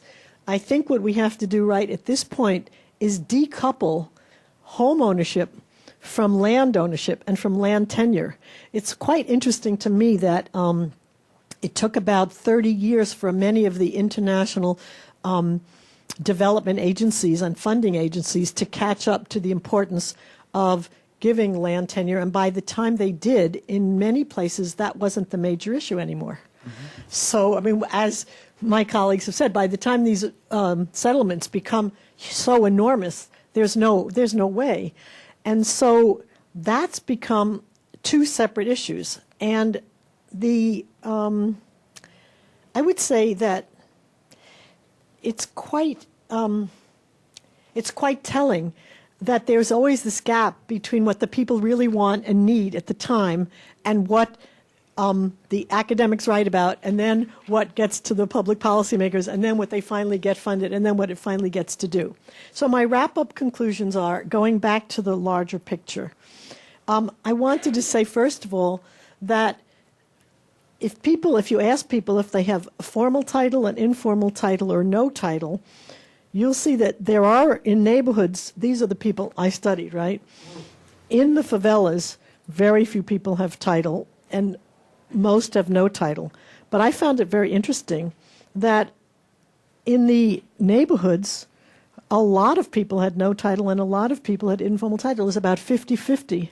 So it didn't mean they got title. It meant they were doing some other kind of borrowing or some other kind of squatting or some other kind of arrangement to have their houses. And this could have been rental. And when the international agencies are focusing a lot on needing to have land titles so you can use your home as a collateral for a loan, I think they got that wrong. As you were saying, you don't need to own your house to be able to have a loan or get collateral. And when I asked people, why did you borrow money? Most of them borrowed money to acquire goods or to get basic needs or to pay back previous debts. 3% borrowed to start a new business. They weren't trying to get collateral. They had other ways of managing the system to start their new business. So they don't need this big issue of de Soto. And when you ask who they borrowed it from, you can also see that there were many other places, and now they can access banks. As Milton was saying, you can access a bank. 46% of the children are borrowing money from banks. These people did not own their houses or land. So in conclusion, the good news is that aside from the increase in housing materials, in access to urban services, to urban infrastructure, there was also a huge increase in domestic appliances, let's say, domestic goods. Almost all of them had telephones, cell phones, especially video machines, washing machines. 34% of the grandchildren had a vehicle, and 25% of the grandchildren had a computer. So this is exactly the municipal average.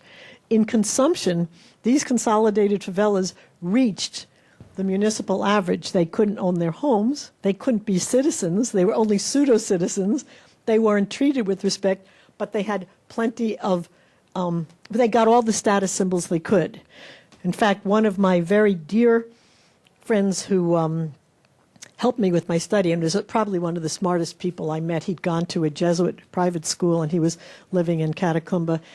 I went to see him, and I said, Milton, how have things changed? And he said, oh, Janice, when I first met you in 1968, I thought that if I worked really hard and if I married really well and limited my family to only 2 children and gave both of those children private school education, and if my wife and I kept working even after we retired and took on other jobs, that we would become gente, which means people, a person. But today, I feel light years away. So these improvements did not buy personhood, nor did the educational gains, which is even more shocking. Illiteracy has basically been wiped out. From the parents of the people I interviewed, 72% were illiterate. Now none of the grandchildren are illiterate. Some of them, 11%, are at university level. That still didn't wipe out, if you live in a squatter settlement, it still didn't wipe out the stigma. This is the most interesting chart, and it's not mine, but I really, really think it tells a huge story. Right over here is income going up. Right along here is the years in school. So these kids and grandkids, so proud of having doubled the schooling or tripled of their previous generation, as they got more schooling, this line is the Rio de Janeiro average. This over here is Rio de Janeiro average and non-favelas, and this red line is the favelas. So if you live in a favela, every increasing year of education that you get, starting at 4 years, your income gap gets bigger and bigger compared to someone who does not live in a favela. So by the time you have finished 18 years of schooling, your income gap has only gone to this. And that's part of this conclusion, that the unemployment rate has doubled despite all of those things, and that the stigma of living in a favela outweighs being black, being a woman, how you look, if you were born in the countryside, where else you live. Being from a favela and living in a favela prevents you from getting a job. And the main conclusion I wanted to say is that jobs are the single most important factor for changing the current status and for improving people's lives. Not necessarily formal jobs, but any work, any income, any decent way to earn a living. And this was the conclusion that came out most strongly of my entire study. And here we have all the new generation rolling, showing their muscles, ready to get going in the jobs that will build the future of their city. Thank you all very much.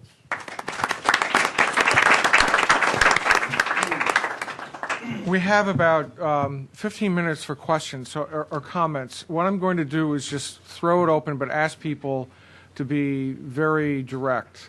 And then what we'll do is I'll give people on the panel a very short final comment. We'll start with the two folks over here.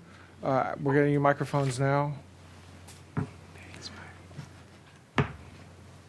Patricia Fagan, Georgetown University. Starting from Janice's point about the importance of violence in a favela, in a slum, among the poor and poor housing, I'd like to ask the other panelists to also address the issue of violence. Mohamed El-Sioufi made the point that his program, that Habitat's programs, were in a calm country, Kenya, and a post-conflict country, Somalia. But I think Kenya is not really all that calm, and even Somaliland is not quite post-conflict. So there is still an issue there, and the areas where Milton has done his, Funes has done his work are also prone to violence. Mm-hmm. So I want to ask what the programmatic approaches are, or how these programs take into account or deal with the phenomenon of violence. And I'm going to really take advantage here to ask one more question, if you could say something about the role of remittances besides microfinance loans. I think a lot of housing is built with money sent through remittances. Okay, Eduardo. Yeah, thank you. Eduardo Rojas from Inter-American Development Bank. I entirely agree with Janice's last point about employment. And if you go to recently successful cases of some improvement in settlement upgrading, there's a lot of activity taking place after things have improved slightly. So if you can give us some pointers on which kind of business can be promoted, what things are you thinking? I have the suspicion that it's all local, all for local consumption in the city, but how do things could be promoted? We have been searching for answers, and we cannot find many. Okay, let me, we'll go right here. Lauren, woman. We'll pick Chris Williams up the second round. Alexandra Montelega, World Bank. I have a question for Mohamed. The tools that you gave of online reform are very useful for the work that I do, but I'm wondering if you have more directed things for middle-income countries rather than just low-income countries, in addition to what you already said, because I find that the challenges are a little different because there's a certain level of governance and infrastructure already there. Thank you. Okay, we have four pretty big questions, so who would like to jump in? Steve, do you want to comment on either violence or remittances or employment or middle income issues? Maybe I'll talk on the remittances. It was established that the Economic Recovery Program of 1984 to 2000 actually accounted for the explosion of Accra. And that prior to that, we had very restrictive economic situation. I mean, you couldn't hold any foreign currency, and you had to declare your foreign currency to the banks and so on. But when the forest bureaus were established, we found that a lot of Ghanaians working outside Ghana brought in a lot of money. And in fact, HFC's portfolio is, there's a large chunk of it which is made up of Ghanaians working outside and building back home. Janice, you want to tackle any of these? Well, let's see. To take Eduardo's question, it's such a challenge, Eduardo. And one of the things we found that was very interesting was that in cases where you looked at entering the formal job market. There were several things that helped. One is if you could borrow an address from a person who did not live in a squatter settlement. If you had a friend or someone you'd worked for before who lived in a regular address and you said they could say they lived there, that helped because they could get the job interviews and they could really show their intelligence, but they couldn't get in the door with their favela address. Another thing that helped a lot that is, again, sort of tangential, was having documents. In those squatter settlements that had balcões de direitos, that had lawyers and law school students there on a regular basis helping people get birth certificates, marriage certificates, work cards, CPF, which is your like a social security card. It was much easier to get in the door to get a job. And if you live in a squatter settlement, you often don't have those. Many poor people don't have those documents. On the side of job preparedness, it has a lot to do with who's doing it. The national government in Brazil had a program called First Employment, and they divided it up in cities with 5 different NGOs in every city. Most of the people who came to most of these free sessions came because they gave free lunches. And most of the jobs that they ended up getting into were like flipping burgers at Bob's, which is a McDonald's. So what happened is that idea of first employment really lost any pull it had. The interesting things that did work were individual NGOs that actually worked with employers, identifying needs that employers had and matching them up with the skills that people had. And as Matthew can tell you, there's a project in India called LaborNet, which has organized this on a very extensive database method, which also does geographical selection. And you can put on your cell phone in a text message within 1 second, or if you need a plumber, if you have an emergency need for someone to do babysitting or cook for a dinner, and the people who have those skills in those areas will get a message right then and can call in like a taxi dispatcher. And with that database and with the training that they're doing, I think that's another very interesting model. There are many other things to talk about self-employment and micro-enterprise and expanding the economy of the city, but those are, in time that I have, that's what I can say. Okay, Mohamed? Yes, thank you. Regarding the issue of violence, as you very well say, Kenya has probably more violence than Somalia internally. In the case of Somalia, there's more external inputs and factors affecting.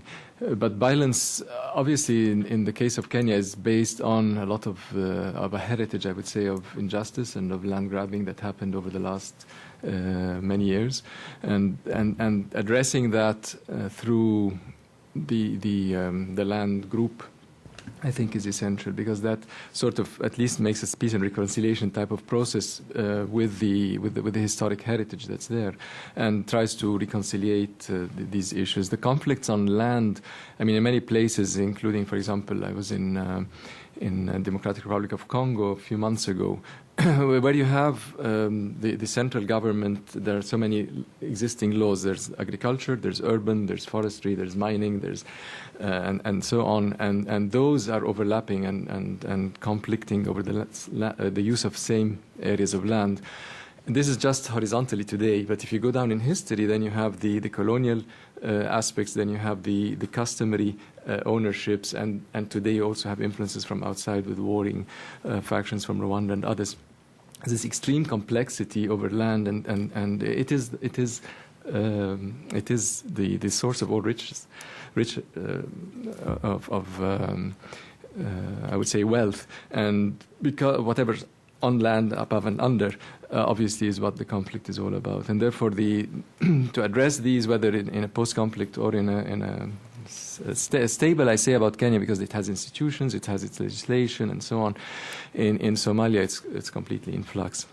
And that takes us to the point of remittances, where in Somalia, all current construction is funded by remittances from overseas. And therefore, without that, there would be nothing. It's incredible. And maybe just to go on to the question on, from the World Bank on land reforms in middle-income countries. The principles we're talking about, I mean, the conflict, let's say, with chiefs and ownership of land exists in most of the countries, middle and lower, and needs to be addressed, I would say, in all these regions.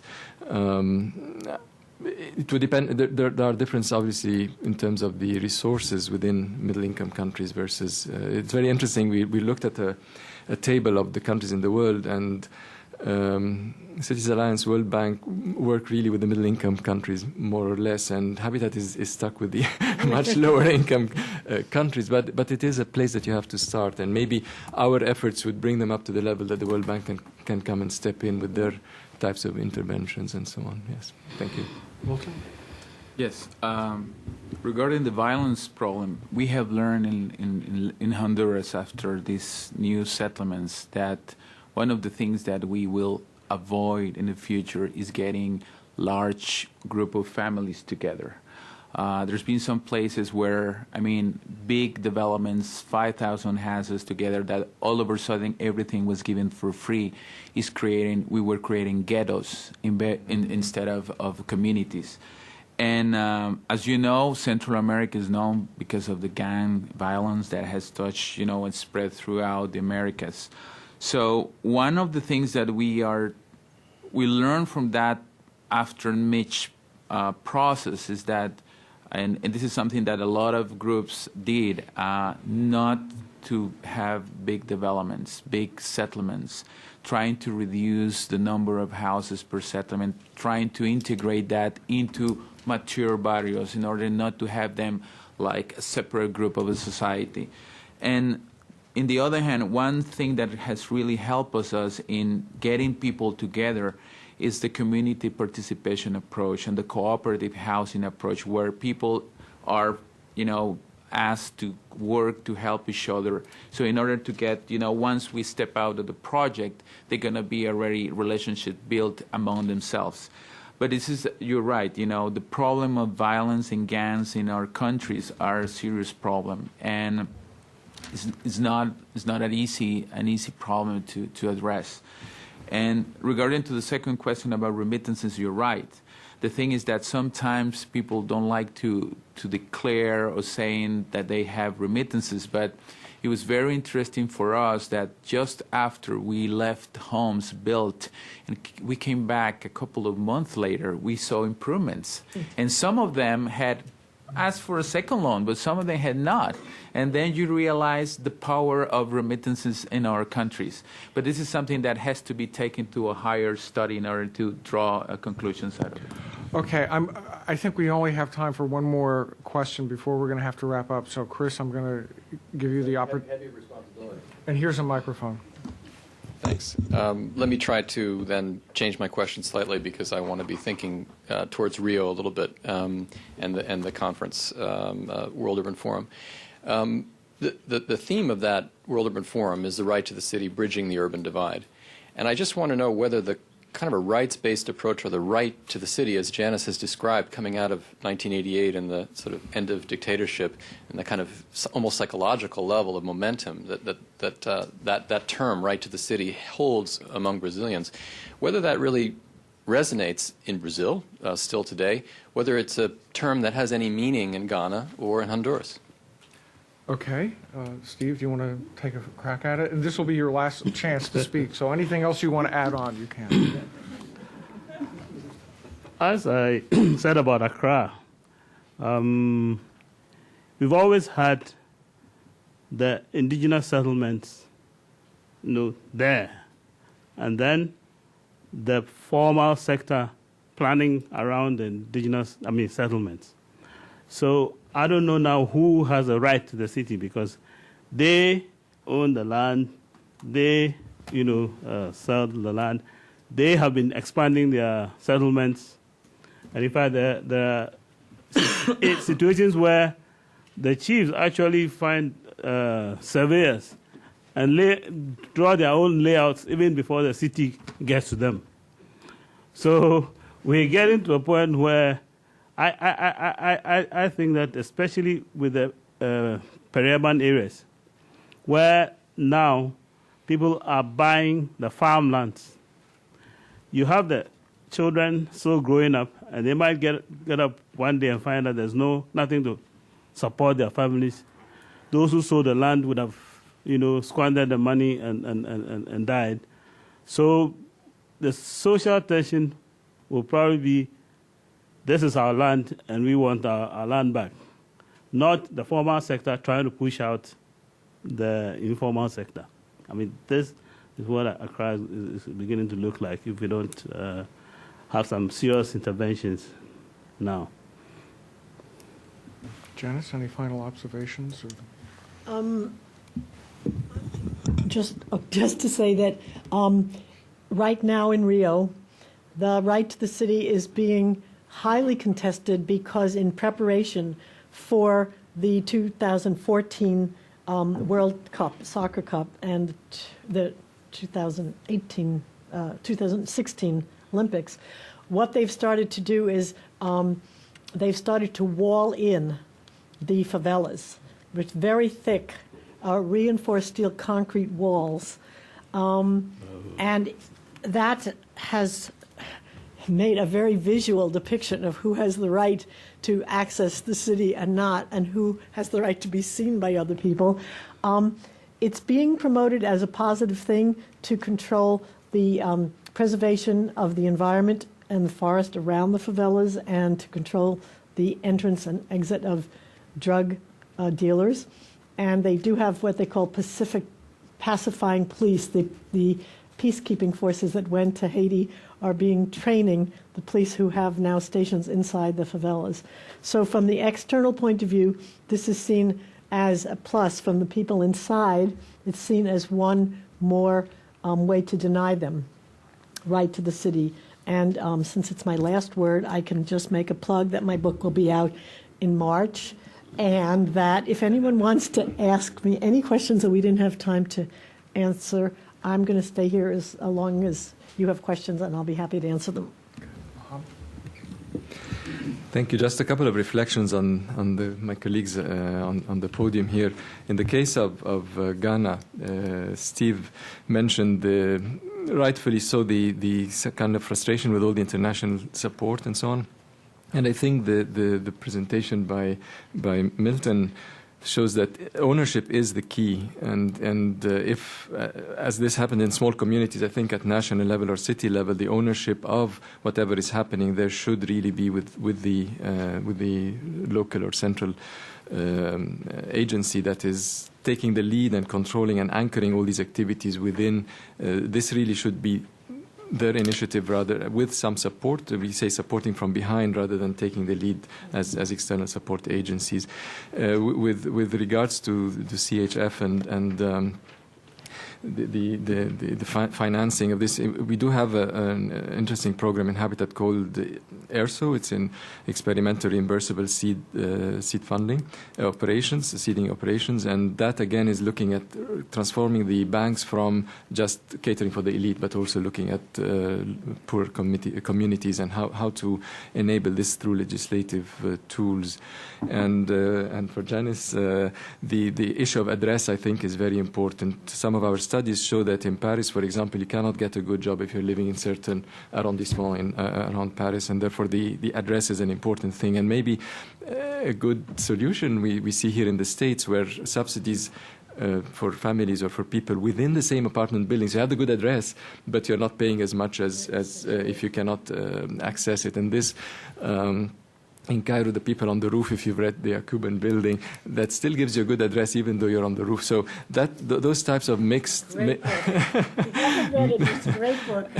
Mixed, I would say, the address is very important in terms of access to jobs and upward mobility. Thank you. Okay. Milton? Yes, I would like to respond to your question about the right to the city in Honduras. And I would like to be honest, and it's sad to say that this really doesn't mean anything for the people, for the country, for the government. I think and I feel the conditions are not there yet to foster access to shelter at any level. As you may know, we are in the middle of a political campaign towards elections in the next week at the end of November. And interestingly enough, there's nothing that tells us that it's going to be a policy, a reform that will help the poor have access to shelter. So I think we have a big challenge ahead. It's not something that is just for Honduras. I look at the region and there's a lot of similarities in this regard. So I think we have a big task, and it's going to be on all of us in sharing all these experiences to make sure that somehow we can reach to the level where we can say that we are facilitating access to shelter. Thank you very much. Well, thank you. I'd like to thank the audience. I'd like in particular to thank the speakers. Mohamed got us off to a good start. I think he very eloquently presented an overview of the policy objectives of one institution, but a critical institution, UN Habitat. And I think UN Habitat is critical because it does set international standards in very critical ways. And then Steve started, and as Steve spoke, I found myself reminded, and indeed I found myself, and the rest of the day, reminded of a rather interesting political figure in Russia. He was prime minister in Russia. His name is Viktor Chernomyrdin. He was also a longtime Russian ambassador to Ukraine. And he was known for mangling the Russian language in ways which created little gems of profound knowledge. And sort of a Russian Yogi Berra, if you, for Americans will understand that.